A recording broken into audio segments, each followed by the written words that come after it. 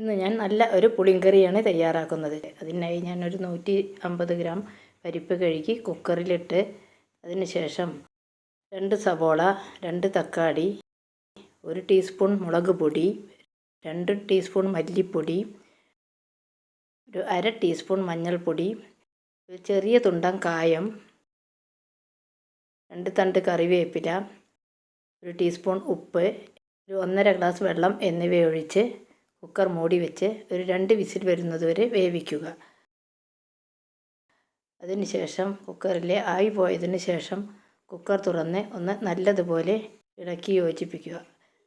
അതിലേക്ക് ഒരു നെല്ലിക്ക വലിപ്പത്തിലുള്ള പുളി കുതിർത്തി വെച്ചതിൻ്റെ വെള്ളം ഒഴിക്കുക. പുളി ഒഴിച്ചതിന് ശേഷം നല്ലതുപോലെ തിളച്ചതിന് ശേഷം ഒരു 3 മിനിറ്റ് വേവിക്കണം. പുളി ഒന്ന് വേവാൻ വേണ്ടിയാണ്.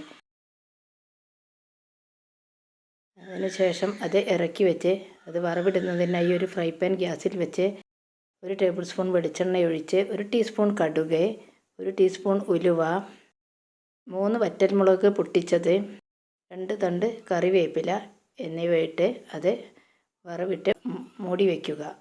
നല്ല സ്വാദിഷ്ടമായ ഒരു പുളിങ്കറിയാണിത്. ഇത് ചോറിൻ്റെ കൂടെ കഴിക്കുമ്പോൾ ഒരു ഉണക്കമീനും ഉണ്ടെങ്കിൽ നല്ല സുഖമായ ഒരു ഭക്ഷണമാണ്.